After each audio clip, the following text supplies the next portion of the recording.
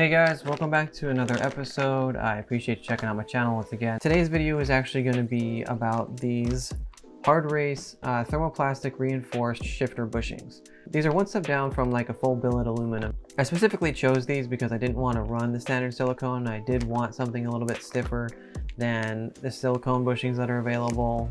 And I also didn't want to run OEM because I want to make sure that I have something that will really provide the feedback that I'm looking for. Let's go and get out to the garage. I'm going to show you guys how these things go in and explain a little bit more about the benefits of this specific type of material versus the others.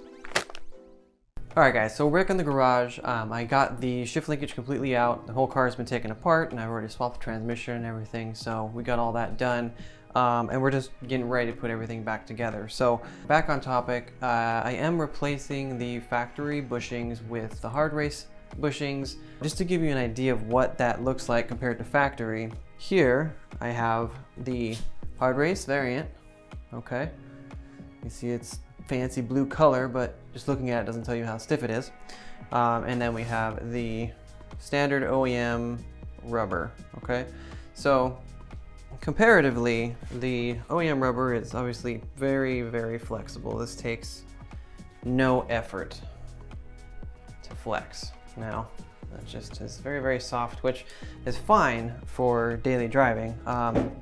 You know, when it comes to racing and having a better shift feel, you definitely want something stiffer than that. Comparatively, again, this is the HardRace version. This one I can barely flex. It is not wanting to move at all. So a lot stiffer. That's going to provide me a lot better feedback. That's going to give me a lot more feeling coming from the transmission, especially if I'm getting close to possibly buzzing a gear. So you get this one, which is the rearmost shift linkage bushing. The shift linkage slips through this hole and then bolts up to the chassis. The OEM one also does come with a metal plate that you have to bolt over the top of this, so make sure you use that OEM plate as well, because otherwise you may have some issues as far as keeping it bolted up, because over time this will wear down as well. Nothing is perfect, unfortunately, but in the meantime, having that factory bracket on there will definitely help you, you know, make sure this at least stays attached as it decides to wear out. The kit does come with the stabilizer shaft bushing. I have my OEM here, which you can see is ruined. It's falling apart pretty badly, and it's super squishy and soft. Even this center section, you know, I can compress with my fingers and my hand and really just, you know, squish it down. So that's pretty terrible and pretty saturated with oil. That's pretty disgusting. Anyway, this is the HardRace version.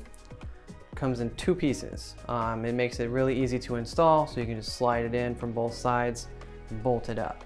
Again, it's the same material as the other bushing. It's very, very strong. I cannot even compress the center at all. The edge is a little bit soft, but that's okay because the edge doesn't really matter. It's the center section that really matters. That's what's going to give you that feedback. It's going to be slipped over the transmission and translated directly through to the shift stabilizer rod, and that's what's going to give you some really awesome stability and, again, more feedback from the transmission to let you know where you're at and whether or not you're going to be grinding gears. HardRace makes an excellent kit. I can't wait to actually get it all together and put it in the car and really feel how everything feels together, because as you guys know, I am doing other upgrades. Just to give you an idea of how this slips in here, this is actually my new stabilizer rod. So you're going to slip one side in like this. Goes in nice and easy. You're going to slip the other side in just like that. And ta-da, there you go. All done, just like that. And the other end, this is the rear bushing bolted to the car. Same way, you just got to slip it over the end. It's a little bit trickier.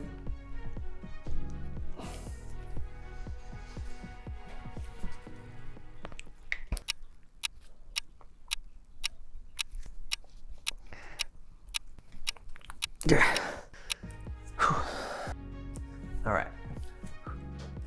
It's a lot harder to put on there than it looks like.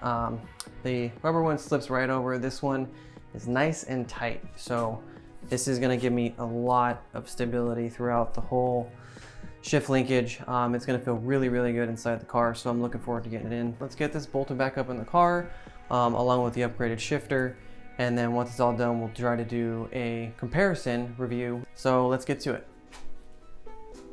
So the shift linkage is back in the car with the new bushings installed and ready to go. One major point that I wanted to touch on though, the reason I chose a thermoplastic bushings over say a solid aluminum bushing is because when you go to a solid bushing setup, you're eliminating any opportunity for flex or play or vibration reduction in the shift linkage. And in doing so, you're translating all that extra vibration and motion directly into the transmission, which is gonna cause premature wear on your synchros, which is gonna cause premature transmission failure and more of a need to rebuild your transmission.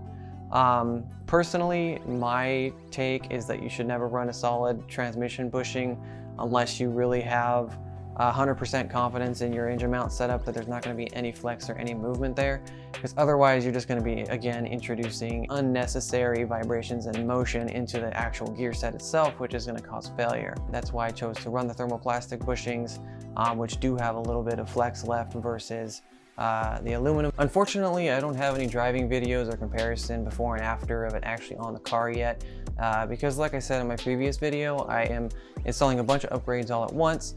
So I don't have the ability to kind of test each one as I install it. So stay tuned for the rest of the series, and then at the end, I'm definitely going to be showing you guys how it all feels and works together, and give a full review on everything that I've installed and let you know my final thoughts. With that being said, I appreciate you guys watching this video. I hope that it was informative, and I hope to catch you guys on the next one. So thanks for tuning in, and I'll see you later.